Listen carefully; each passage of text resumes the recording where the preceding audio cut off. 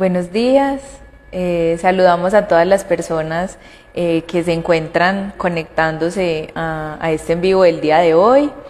Les recordamos que este mes estamos hablando sobre el proceso de duelo anticipado y que todo el contenido sobre este tema lo podrán encontrar en nuestras redes sociales. El día de hoy tenemos una invitada muy especial que trabaja acá en la unidad de duelo. Nos acompaña la psicóloga Diana Peláez, especialista en cuidados al final de la vida. Diana, bienvenida.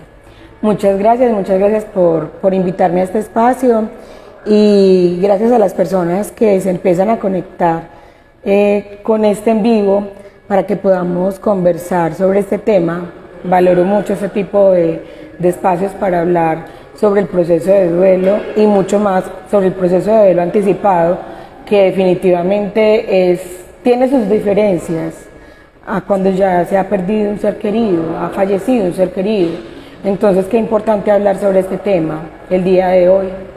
Sí, precisamente por ser este tema como tan distinto, tan específico, es tan importante como tu compañía el día de hoy. Entonces, mientras que las personas se van conectando, pues también como invitarlos a que nos sigan a nuestras redes sociales para que estén súper conectados con todo el tema que estamos trabajando en este mes, pero también con los temas pues como futuros. Bueno, Diana, aprovechando que tú nos acompañas y que tú eres una experta en el tema y que estás sumergida pues como en el acompañamiento a personas que ya se encuentran en esa etapa al final de la vida, creo que para ampliar pues como un poco más el tema para las personas que nos están viendo, me gustaría preguntarte cómo podríamos explicar el duelo anticipado, cómo podríamos explicarle a las personas que nos están viendo qué significa esto.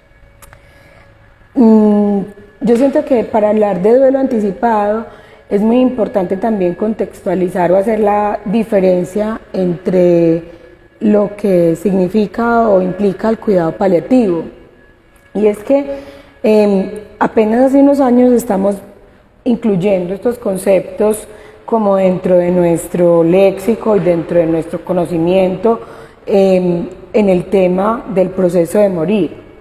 Entonces, cuando hablamos del cuidado paliativo, estamos hablando de personas que efectivamente tienen un diagnóstico de enfermedad terminal, pero que nos van a dar un tiempo de cuidado. Paliar viene precisamente de cuidar.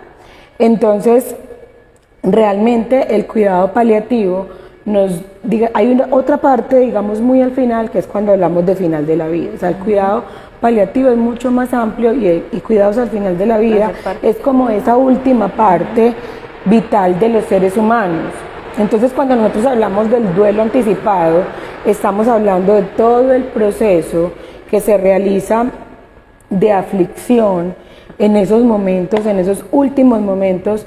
Puede ser desde el cuidado paliativo o incluso muchos diagnósticos no nos van a dar esa oportunidad de cuidar, sino solamente al final de la vida. Ya cuando se llega al final. Cuando ya hay realmente esa definición de duelo anticipado la podríamos evaluar como todo el proceso de aflicción que se presenta de manera previa al fallecimiento de ese ser querido, desde su proceso de diagnóstico, ¿cierto? Cuando ya hay un diagnóstico de muerte inminente, no hay oportunidad de tratamientos, no hay oportunidad de cura, por eso empezamos a hablar de ese proceso de aflicción de manera anticipada. Y yo quisiera agregar que en ese proceso es importante tener en cuenta que el duelo anticipado es una oportunidad que los seres humanos tenemos, pero que realmente no todos los seres humanos tomamos.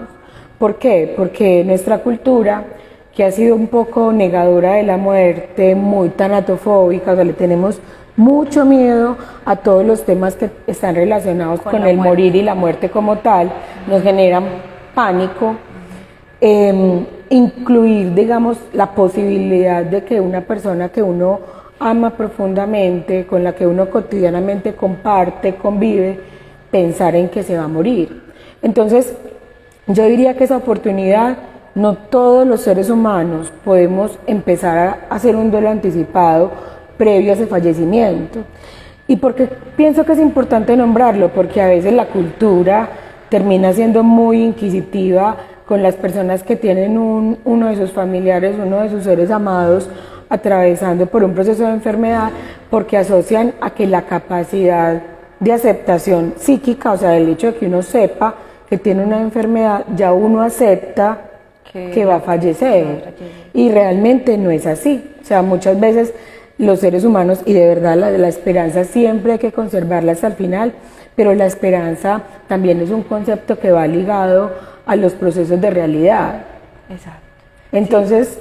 No, y que es algo que dentro del proceso de duelo anticipado, pues ya sabemos el pronóstico, ¿cierto? Ya tenemos conocimiento previo de lo que puede pasar, cosa que no sucede en otros tipos, por ejemplo, de muerte, ¿cierto? En otros procesos de duelo. Por eso yo creo que este es como tan específico. Y hablando de eso, pues también yo creo que conectando con esta conversación, Diana, ¿cómo podríamos decir que esto puede acompañar, pues cómo esa especialidad acompaña el proceso de duelo anticipado de las familias, pero también de los pacientes? Es que esas son como las variantes del proceso de duelo anticipado. O sea, cuando nosotros hablamos ya del fallecimiento de un ser querido, empezamos a hablar de que la pérdida es precisamente haber perdido ese ser amado. Pero en el duelo anticipado, hay duelo anticipado digamos, en los familiares que están cuidando esa persona que está enferma, ese miembro de la familia que requiere cuidado, pero también hay duelo anticipado en el enfermo. Entonces, a veces es importante tener en cuenta que, así como lo mencionaba ahorita, como mantenemos esa esperanza como hasta el final, a veces uno habla, cuando ya esa persona falleció, habla con los familiares y les pregunta si ya habían vislumbrado la posibilidad de que falleciera, y muchas veces la respuesta es que no, es que conservaron esa esperanza hasta el último momento. Es decir, que no podemos contar con que el duelo anticipado realmente se empiece a dar, o sea, no podemos asegurarlo y, mejor dicho, darlo por sentado de que una persona está haciendo el duelo de manera previa durante el proceso de enfermedad. Entonces, desde ahí, esa experiencia de duelo, tanto en la persona que está enferma como en la familia, va a ser muy distinta. O sea, la familia normalmente, cuando uno tiene, digamos, esa noticia que se recibe, en el mejor de los casos por los especialistas, cuando se han realizado todos los tratamientos posibles, curativos para esa persona, o incluso de diagnóstico, porque también es lidiar con todo lo que eso implica. Entonces la familia recibe esta noticia de que efectivamente ya no se tiene más oportunidad de cura o de tratamiento. De poder hacer algo más allá. Exacto, entonces la familia lo que hace es empezar, primero es como el hecho de darse la posibilidad de empezar a aceptar que esto es una realidad, como lo decía ahorita, o sea, aceptar es todo un proceso en el duelo anticipado y hay muchas aceptaciones. La familia y todo su interés se vuelca sobre el cuidado de ese ser amado, el proveerle lo que necesita, estar atento a sus necesidades, a los cambios, por ejemplo, si ya va a necesitar un tipo de cama especial, ciertas herramientas para su movilidad, para su cuidado, para realizar de pronto un cuidado, digámoslo así, digno, cómo bañarlo, cómo cambiarlo, o sea, qué herramientas tiene la familia para poder cuidarlo, porque a veces la familia está aprendiendo qué necesita esa persona en su nueva condición de vida. Y esto es muy complejo porque también va a tener que empezar a asimilar y aceptar la pérdida de capacidades. Entonces a veces una persona que tiene un diagnóstico, según sea su enfermedad y su pronóstico, creo que ahí van apareciendo una cantidad de síntomas que a veces se pueden prever, pero otras veces es bastante complejo.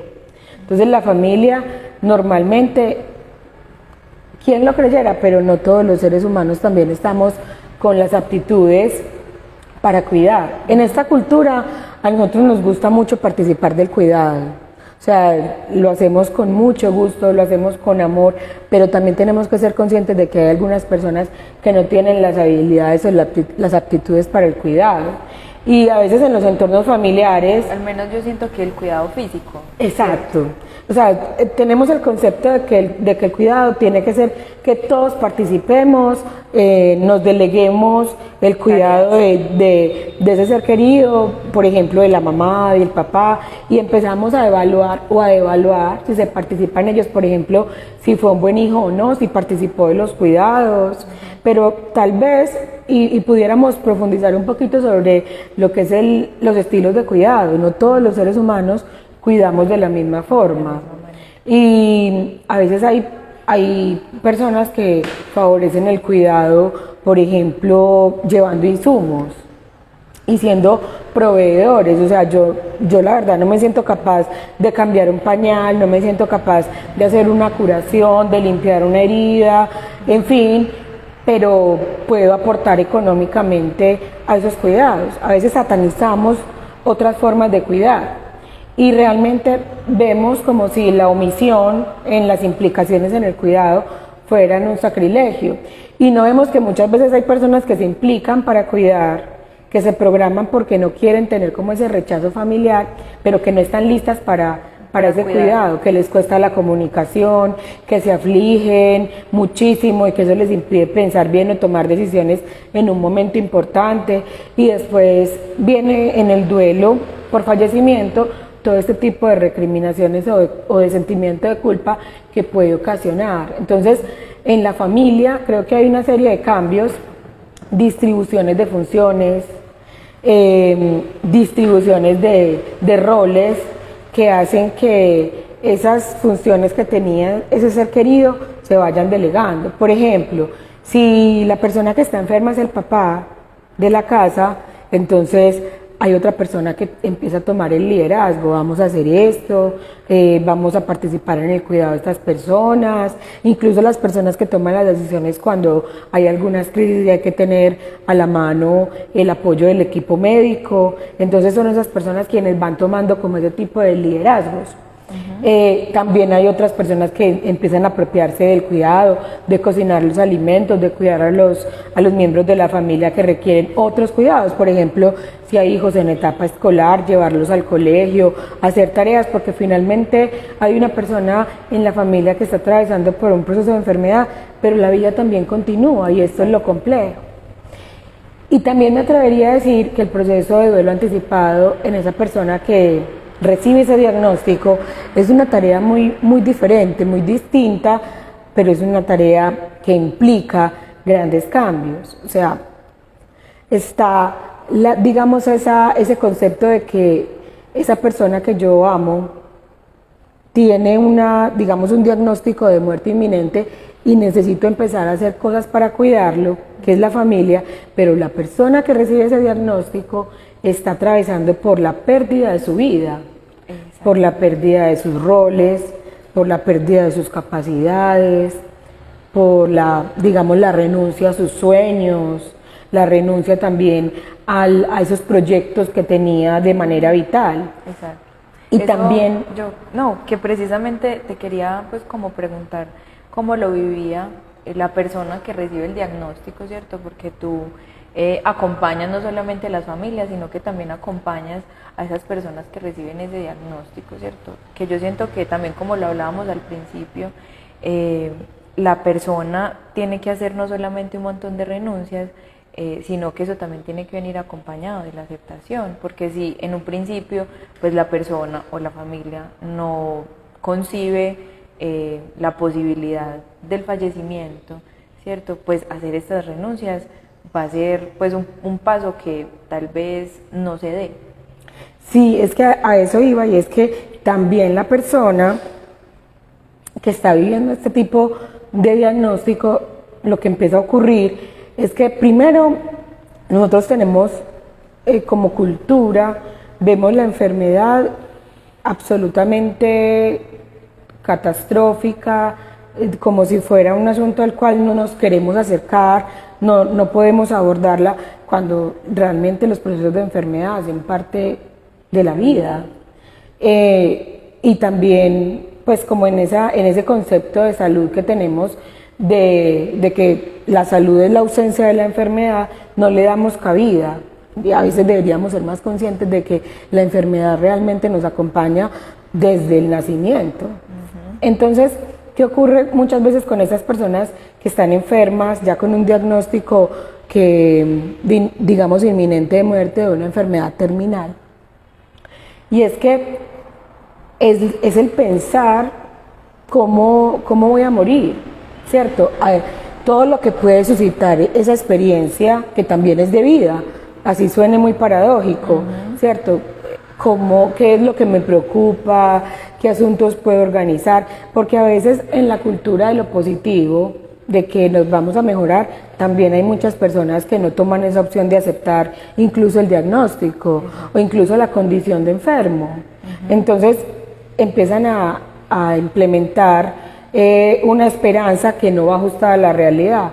Recuerdo mucho un paciente que tenía un cáncer precisamente en su rodilla y durante su vida se desempeñó como conductor de bus, y terminó el ciclo de las quimioterapias con todo el efecto que esto tenía, y posterior a ese ciclo él tenía la expectativa de que apenas terminara él iba a poder volver a retomar su trabajo y a ser funcional.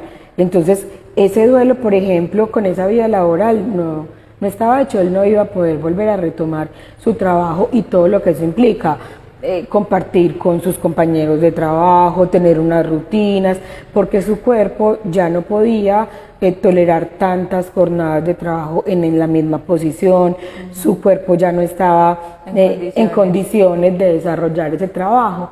Entonces, a veces el ir aceptando estas condiciones, por ejemplo, que ya no puedo cocinar, que ya no puedo movilizarme con independencia o con autonomía, porque es probable que sufra un desmayo, que no conserve el equilibrio. O sea, son pequeños duelos y renuncias que las personas deben ir haciendo a su condición física. Hay algo, y es que los diálogos con estas personas se tornan muy existencialistas. O sea, ¿qué voy a vivir? ¿Qué va a ser de mi familia?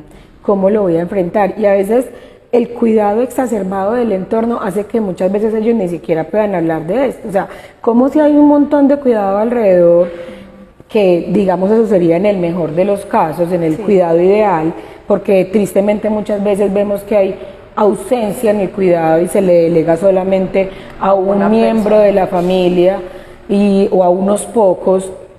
Entonces, o ni siquiera a ninguno. Sino a instituciones. Entonces, a veces es muy complejo porque es como si no tuvieran la oportunidad de hablar de esos temores, de pensar acerca de la pérdida paulatina de capacidades, de esos roles. Si ya no puedo llevar a mis hijos al colegio, si ya no puedo tener relaciones sexuales, si ya no puedo ir acorde con ese concepto de belleza o de capacidad que yo tenía antes. Entonces, los diálogos son de una profundidad que de verdad me parecen muy humanos. Los cuidados al final de la vida y el duelo anticipado implican ver la humanidad, tanto de esa familia como de esa persona que está enferma. Lo más vulnerable, el miedo que también se puede tener a enfrentarse a algo tan desconocido, ¿cierto? Que es morir. Y abrir ese espacio de escucha es poder darle cabida a la vulnerabilidad, que a veces no le damos ese espacio en nuestros contextos. Sí, no solo a la vulnerabilidad de Ana, sino también a la posibilidad de sentir ese dolor, ¿cierto? No solamente un dolor físico, sino también ese dolor por esas renuncias o por esos duelos que las personas que reciben el diagnóstico tienen. Y yo siento que a veces lo subestimamos, o sea, tenemos la concepción tanto de que una persona que recibe, por ejemplo, un diagnóstico de cáncer, inmediatamente lo llevamos como hasta la tumba, cuando las enfermedades también tienen unos procesos que deben de ir ajustados también en la forma. Ojalá uno quisiera que la comunicación con los equipos médicos, con los profesionales de la salud fuera mucho más clara, que se pudiera tener una información mucho más precisa, pero que nosotros pudiéramos ajustarlo a las capacidades, porque vemos los enfermos como si fueran radioactivos, como que ya no podemos tener contacto con ellos, como que son personas que en un momento determinado eran seres humanos, mientras estaban aliviados, y apenas hay un diagnóstico empezamos a verlos como que no sabemos cómo tener contacto con ellos cuando siguen siendo seres humanos. Exacto. Siguen siendo padres, madres, hijos, amigos, compañeros, y a veces abrir un canal de comunicación resulta ser muy importante y de compañía, porque a veces intentamos acompañarlos desde lo que cada uno quiere. Entonces, por ejemplo, a mí me encantan las ensaladas de frutas, entonces yo voy a visitar a mi compañera que estaba enferma, entonces voy y le llevo una ensalada de frutas, y como a mí me encantan así con mucha lecherita, leche condensada, y entonces voy y se la llevo, y yo siento que estoy haciendo algo muy importante cuando de pronto ella no puede comer ese tipo de cosas, no tolera el azúcar o los lácteos o algo por el estilo. Entonces es muy importante que nosotros contemos con la humanidad del otro. Tal vez no quiere un dulce o no quiere una fruta, puede querer otra cosa, pero ¿qué quieres que te lleve? Yo quiero verte. No, pero yo no me siento en capacidad de recibir visitas, pero si tú me haces una videollamada, yo conversamos, ¿cierto? Pero a veces los vemos como tan alejados, o empezamos como: usted no puede lavar un plato, usted no se pare, usted no camine, usted no haga eso, que usted no puede hacer eso porque usted está enfermo o enferma, y realmente los estamos llevando a disminuir las capacidades cuando ellos son quienes nos van dando la pauta. El límite, claro. Sí. Yo creo que también esa es una oportunidad, Diana, de invitar a las personas que nos están viendo a que nos hagan alguna pregunta que de pronto les surja de nuestra conversación o que ya tenían por sus experiencias. Sí. Exacto. O que también nos cuenten sus experiencias a través pues como del chat, porque también nos gustaría como escucharlos. Claro que sí, bienvenidos. Entonces, bueno, yo creo, Diana, que todo eso también ha sido muy importante de ver la visión también por parte del enfermo, pero también cómo podríamos acompañar a esas familias con el cuidado también de su salud mental, porque también hablábamos del cuidado físico, ¿cierto? De que hay otras personas que cuidan a esos cuidadores, pero también cómo podríamos acompañarlos en ese proceso también de aceptación, no solo del diagnóstico, sino también del pronóstico. Uh-huh. Es que así como nosotros llevamos el concepto de enfermedad o enfermo, lo tenemos como catalogado dentro de nuestra mente, pues como unos estereotipos de cómo debe ser una persona enferma o cómo debe ser tratada o qué es la enfermedad. De igual manera también lo hacemos con el cuidado. O sea, empezamos a ubicar a los cuidadores en funciones. Usted lo tiene que cuidar porque usted es la hija, usted lo tiene que cuidar porque cuando realmente, o sea, lo asignamos como si fuera obligatorio. Y yo me atrevería a decir que el cuidado debe partir principalmente de la intención de cuidar. El deseo. El deseo de hacerlo, porque a veces cuando no hay deseo empieza a ser toda una responsabilidad que es muy compleja. Hablar de quien cuida es porque ha deseado hacerlo, porque a veces es tan complejo que los cuidadores no logran ver que llevan días, porque el cuidado no da espera 24/7, o sea, 24 horas al día, 7 días a la semana, todo el tiempo. Es una pauta de los medicamentos, es un cuidado cotidiano de las rutinas de aseo, digamos, de estar atentos a los síntomas, a la presencia del dolor, a lo que esa persona necesita, y que ellos de alguna manera están en un momento de la vida donde requieren ese cuidado y esa atención, y a veces también son muy demandantes, ¿cierto? Entonces tengo calor, entonces abrimos la ventana. Tengo frío, entonces le pongo una cobija. No, ya no tengo ni frío ni calor, siénteme. No, mejor acuésteme. Tengo hambre, entonces voy a preparar algo y cuando vengo no, ya no quiero comer. O sea, son muchas condiciones al mismo tiempo donde tener en cuenta la humanidad del cuidador es importante. A veces uno escucha a personas en consulta que tienen mucho sentimiento de culpa porque a pesar de haber cuidado durante días, meses, a veces años, esos seres queridos, y en algún momento no tuvieron la paciencia o fueron tolerantes con esa condición de enfermedad porque no era todos los días son diferentes, entonces sienten mucha culpa por haber respondido feo, por no haber tenido como esa calidez, como ese amor en un momento determinado. Y realmente al cuidador también hay que cuidarlo. El cuidador necesita espacios de oxigenación, necesita relevo en ese cuidado. Entonces las personas que están ahí para que ese cuidador salga, haga una vuelta personal, incluso por ejemplo ir a la peluquería, tener un espacio para hacer deporte o salir a caminar, porque no se van dando cuenta que llevan muchos días atentos al cuidado sin ocuparse de sí mismos. Y ahí es donde empezamos a ver los síndromes del cuidador quemado, donde son personas que están exhaustas, porque si bien cuidar es una labor muy bella, es una labor que se hace con la gran mayoría de las veces con amor, con detenimiento, es una labor exhaustiva en muchos sentidos, es una labor desgastante físicamente, emocionalmente, económicamente, psíquicamente, en todos los ámbitos de los seres humanos, y yo pienso que reconocer esa humanidad también es importante. El cuidador, de hecho el primer principio del cuidado es cuidarse.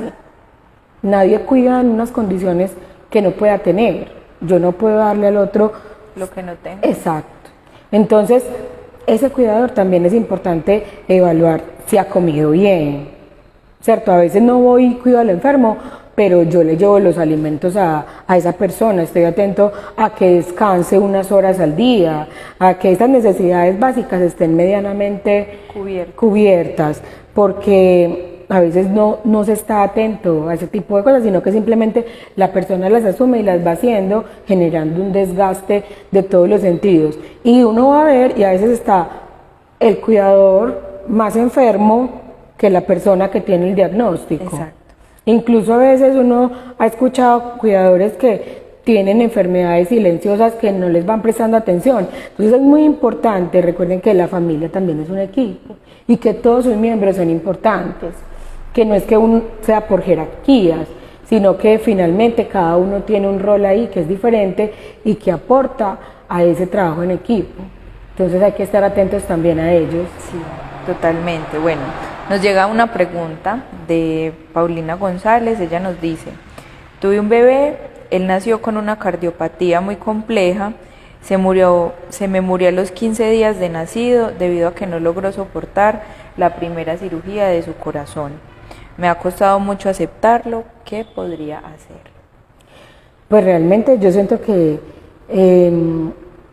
la pregunta de Paulina, y gracias por hacerla, porque nosotros muchas veces, precisamente con lo que les decía ahora, no concebimos el proceso de enfermedad incluso desde el nacimiento. Y más con una enfermedad como una cardiopatía, donde uno espera en un nacimiento que todo salga bien y se espera con anhelo, con alegría.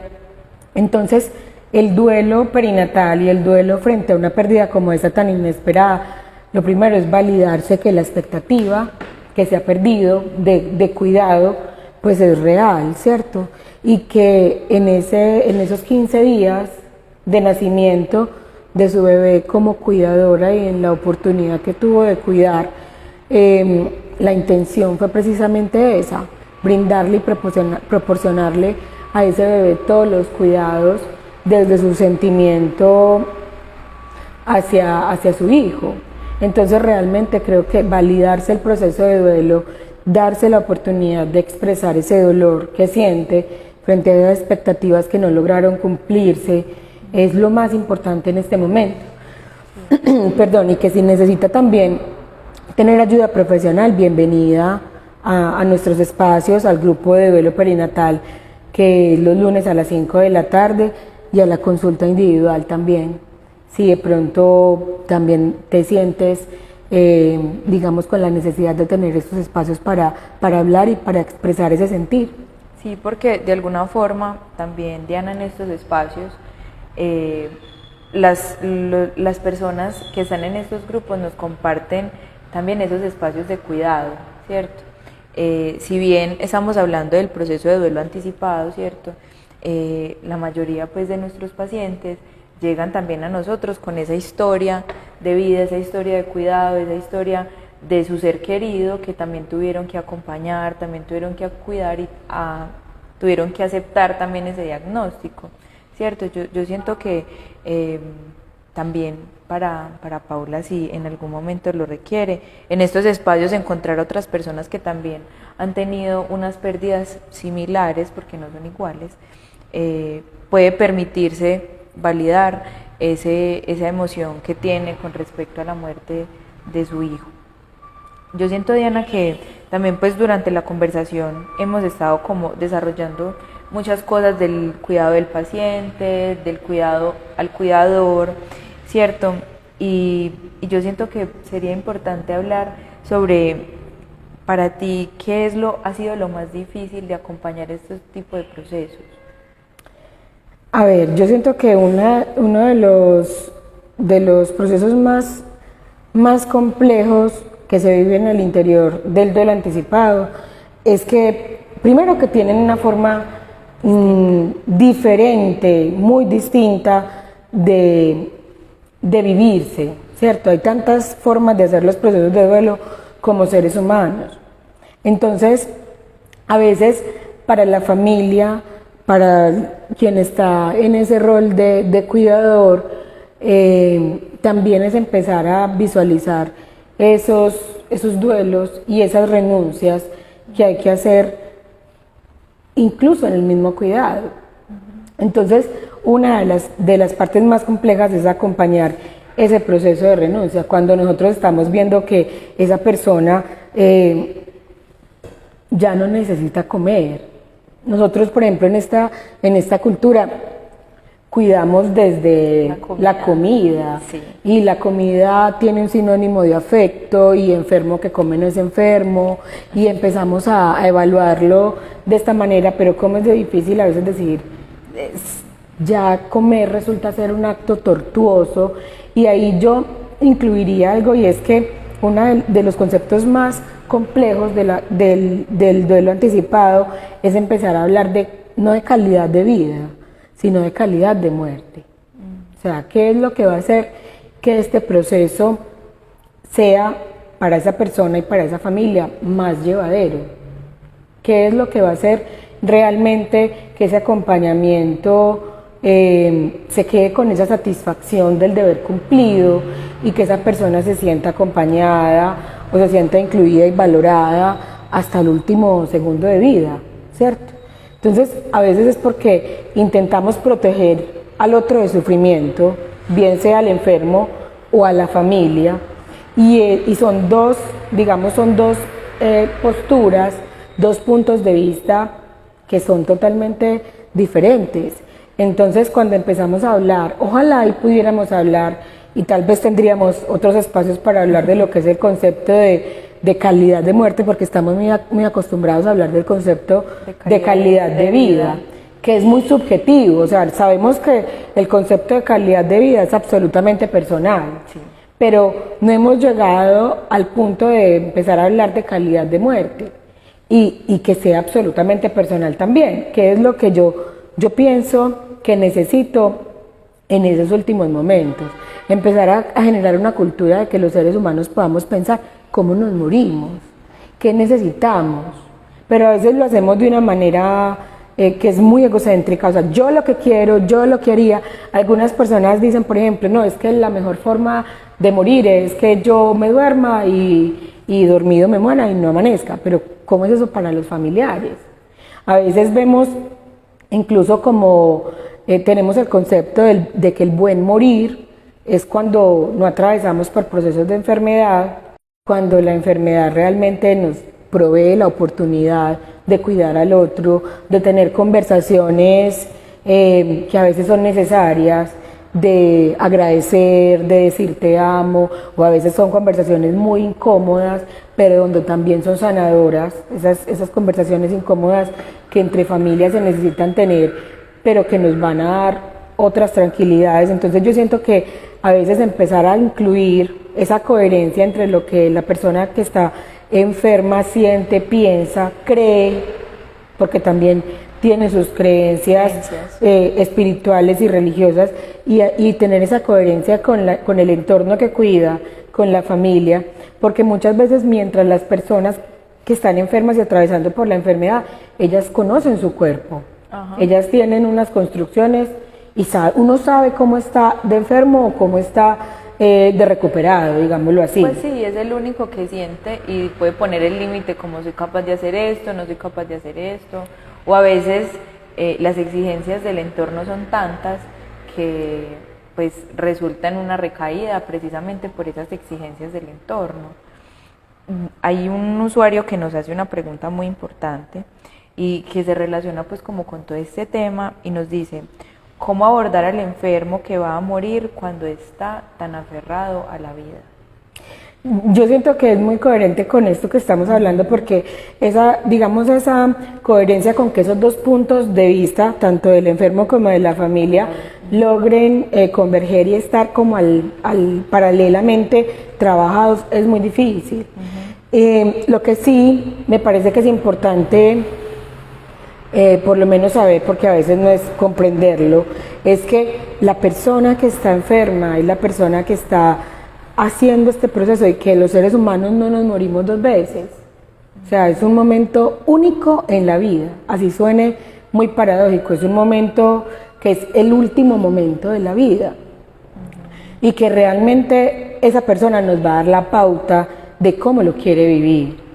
Cuando nosotros hacemos cosas extremas, esta semana veía una paciente que decía: mi papá tiene un diagnóstico de cáncer y mi papá no hay quien lo encierre en la casa, o sea, él quiere estar todo el tiempo en la calle tomando licor, haciendo, o sea, yo le decía, es que ese es tu papá, ¿cierto? Nosotros no podemos imponer pautas ajenas de comportamiento a lo que es cada ser humano. Y a veces entonces los encasillamos en ese concepto de que un enfermo tiene que estar todo el tiempo en la casa, en una cama, acostado, cuando eso tampoco ha sido su estilo de vida. Entonces, cuando nosotros imponemos pautas que son ajenas a esos seres humanos, también ese proceso de muerte resulta muy tortuoso. Cuando una persona tiene como ese positivismo, no ha aceptado esa condición de vida, que es la enfermedad, no ha aceptado ese diagnóstico para responder la pregunta. Realmente yo siento que el hecho de que nosotros seamos respetuosos con sus formas, así lo sepamos, o sea, lo sabemos pero no estamos de acuerdo, esa también está siendo una forma en que el otro está decidiendo vivir su proceso. Si necesita tener la esperanza y está aferrado a ese punto, yo siento que la negación y la aceptación van juntas. Sí. Entre uno más niega para negar mucho, digamos, esa condición, también necesita saber que tiene que hacer un esfuerzo porque algo pasa. Entonces uno se va muriendo también como con ese tipo de negaciones, digámoslo así, uno decide cómo lo hace, y a veces, aunque no logramos entender esa postura, acompañarlo es mucho más del orden de la humanidad, de ser respetuosos con ese momento y cómo el otro ha decidido vivirlo. Entonces hay personas que no lo aceptan y conservan ese deseo vital hasta el último segundo, incluso la muerte los coge desprevenidos, porque no piensan que ese va a ser su último momento. Así han decidido vivirlo también es una forma.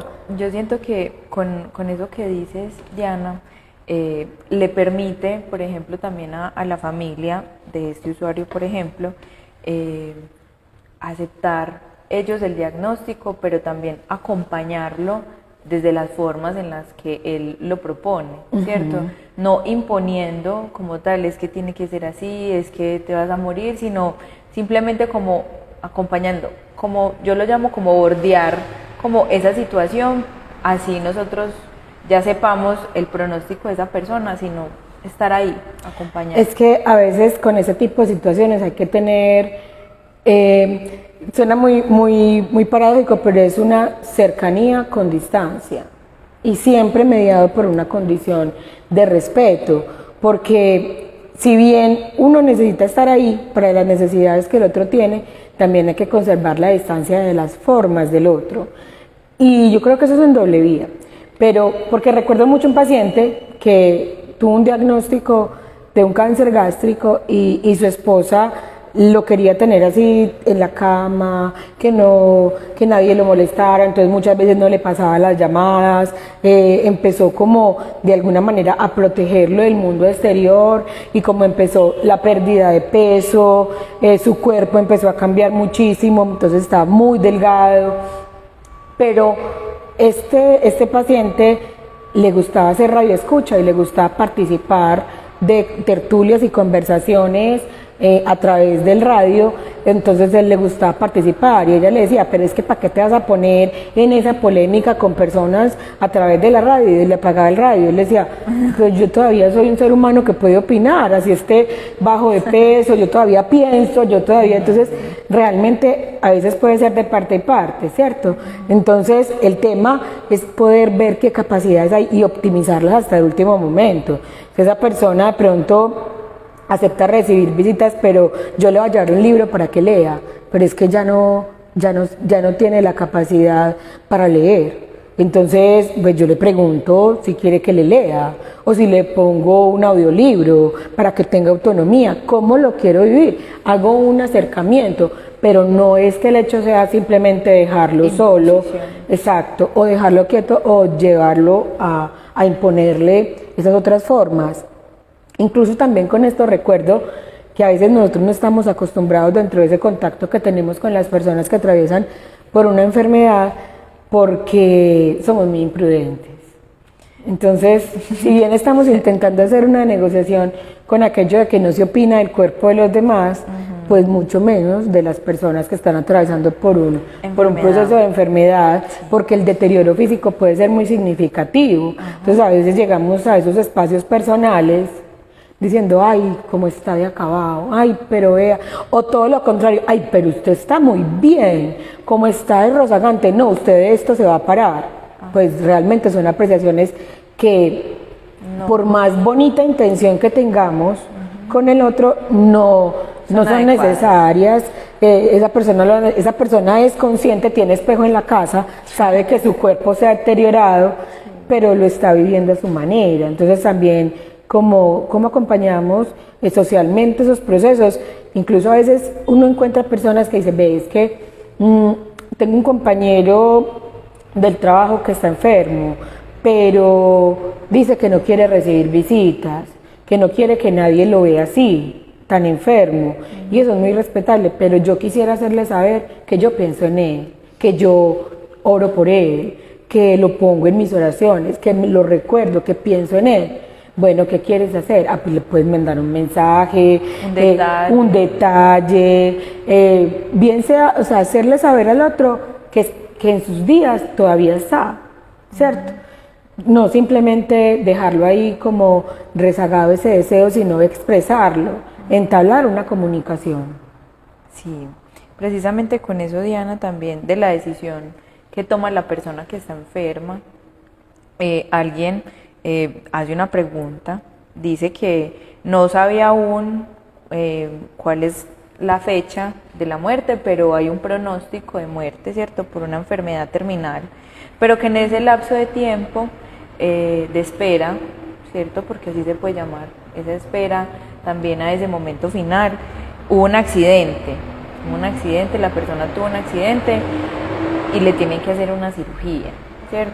Y al parecer la persona como que no la quiere hacer, ¿cierto? Y la familia pregunta, ¿qué se puede hacer ahí? Porque realmente si hay un deseo explícito de no ser intervenido, de hecho nosotros tenemos en nuestras, es una obligación médica contar con el consentimiento, como en muchas situaciones de la vida, de esa persona. Porque cuando implica tratamientos médicos y la disposición para ellos, se deben consentir. Entonces, miren que ahí podemos empezar a ver que la familia tiene un deseo de cuidado, ve la intervención quirúrgica como una necesidad y una última carta para jugarse o una carta necesaria para la salud, pero las personas que están viviendo el proceso de enfermedad tienen todavía una capacidad de decisión que están utilizando, y el decir no quiero, por ejemplo, En consulta recibida la semana pasada un paciente que decía, mi esposa tuvo un diagnóstico de cáncer de páncreas hace 4 años y decidió el año pasado, como a mediados del 2024, no realizarse más quimioterapias después de 4 ciclos de quimioterapia. O sea, es muchísimo. Sí. Y de un cáncer de páncreas que es muy agresivo en la gran mayoría de las veces. Y entonces ella finalmente decidió no continuar con el tratamiento. Y obviamente para todos era esa espera porque ya no hay cómo retrasar más la enfermedad, ya no hay cómo retrasar más ese desenlace, pero es una decisión propia. O sea, cuando ella dice, tampoco es calidad de vida, tener dolor físico, tener unos efectos de los tratamientos que yo siento que no me están dando calidad de vida, que no puedo comer, que estoy mareada todo el tiempo, que no puedo ni siquiera mirar por la ventana porque me mareo, que no quiero terminar mis últimos días así. Y también a veces en ese concepto de amor que tenemos de las decisiones del otro, como el respetar sus decisiones y acompañarlo en ellas, también resulta ser un acto de amor. Y de cuidado. Y de cuidado. Porque de alguna forma, Diana, pues yo creo que esa pregunta nos llevó a no solamente el duelo anticipado, sino también a las voluntades anticipadas, ¿cierto? Que los pacientes en etapa terminal tienen ese derecho de decir, quiero hacer el tratamiento, pero también definitivamente no lo quiero hacer. Y desde ahí yo siento que ese proceso de aceptación para la familia es muy complejo, porque y empezamos a adentrarnos pues como en esos dilemas éticos que tal vez pudiéramos hablar más adelante, pero en el cómo, por ejemplo, la eutanasia o el hecho de acelerar los procesos de muerte son los que vemos más viables, cuando realmente las personas necesitan, pues la eutanasia que en este país está aprobada con una serie de requisitos y con unos parámetros legales, no puede ser solamente la única vía que comprendamos como muerte digna o buena muerte, sino que a veces hay otros procesos. Tal vez ese es el pero, que a veces vemos que entre más pronto veamos la salida, entre más la aceleremos, va a ser mejor. Exacto. Y a veces no solamente es la única vía, hay otros medios, otros procesos que podemos vivir los seres humanos y las familias, la sociedad, que nos van a permitir acompañar al otro a morir con lo que es, ¿cierto? No imponiendo cuidados, ni tomando decisiones abruptas, sino dándole la posibilidad de conservar también su capacidad de decisión y de autonomía en sus voluntades. Exacto. Yo creo que ya para ir finalizando, ¿cierto? Podríamos hacer pues como un recorderis de también todas esas cosas necesarias que podemos hacer del proceso de duelo, ¿cierto? Y es que lo principal es construir espacios de aceptación, ¿cierto? Tanto personales de la persona, del paciente, como a nivel familiar, ¿cierto? Que era uno de los aspectos que tú nos mencionabas. Además de eso, yo siento que también la posibilidad de hablar en familia sobre también esa posibilidad de despedida, ¿cierto? Espacios de despedida. ¿Por qué no hacer en familia un espacio para despedirse, ¿cierto? Si bien es un espacio que seguramente será muy doloroso, podrá ser un espacio que no solamente valore mucho la persona que está en ese proceso de final de la vida, sino también un espacio familiar antes de esos rituales funerarios, ¿cierto? Porque los rituales hace la familia, los decide la familia, más no el paciente, pero en ese espacio también se pueden como realizar todo este tipo de cosas. Y yo quisiera agregar algo, Susi, y es que incluso el hablar y el aceptar la enfermedad a veces es tan complejo que existen conceptos como la conspiración del silencio, que en familia todos saben que hay un diagnóstico, todos saben que hay una enfermedad, pero no se nombra. Para que exista una conspiración, realmente el enfermo quiere saber qué tiene, pero nadie se lo dice.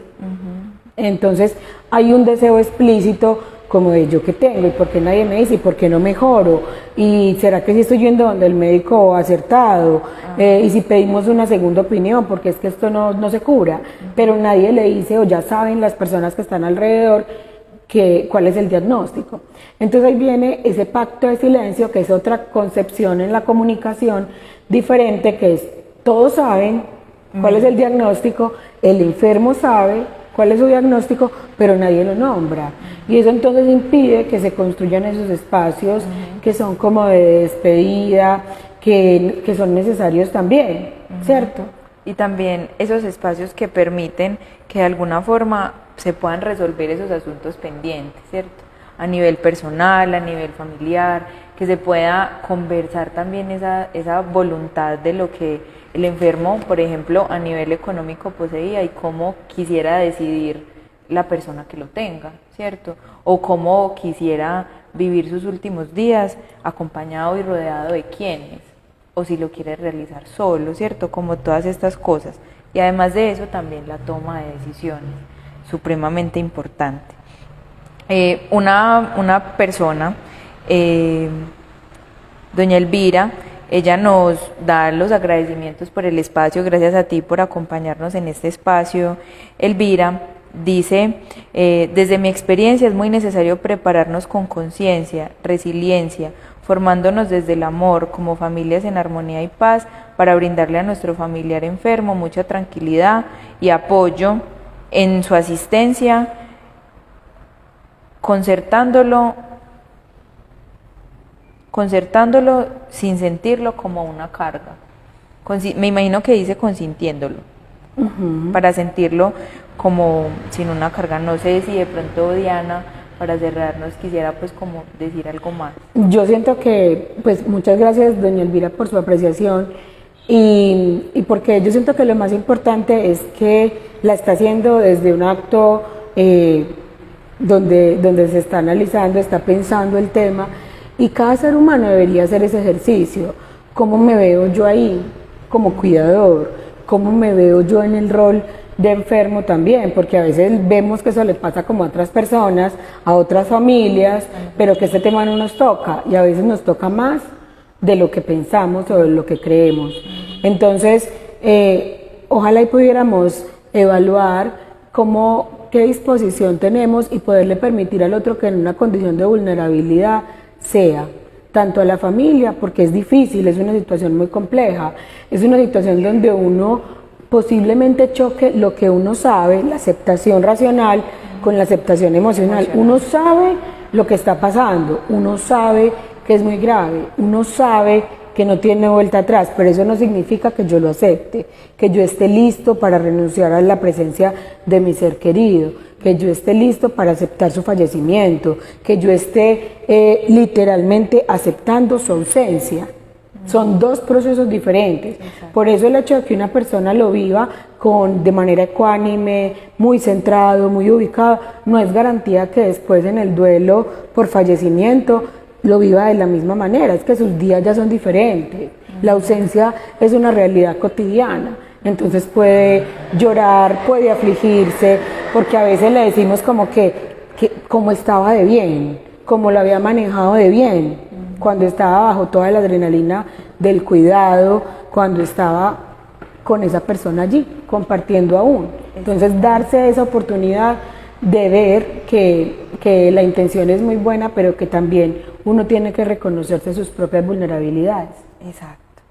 Bueno, ya para cerrar, los quisiéramos invitar a dos espacios que tenemos en Spotify. Uno se llama Después del Adiós, que es un espacio nuevo y los esperamos allí para que de alguna forma también podamos conversar de otro tipo de procesos. Y además de eso también tenemos Martes de Bienestar, donde también estaremos conversando sobre lo relacionado con el tema del mes. Recuerden seguirnos en nuestras redes sociales, ¿cierto? Allí tenemos pues como toda la información de lo que hablamos mes a mes y lo que hablamos en este mes, que es Mientras te perdía, ¿cierto? Que es en relación como a todo eso que conversamos con Diana. Muchas gracias, Diana, por acompañarnos el día de hoy en este espacio. No, muchas gracias a ti, Susi, por la invitación y finalmente muchas gracias a la funeraria, a la unidad de duelo que me permite trabajar en esto y realizar este acompañamiento que para mí es un aprendizaje vital todos los días. Sí, total. También agradecerle a todas las personas que nos acompañaron en este espacio de hoy. Nos vemos en otro espacio. Que tengan todos un feliz día.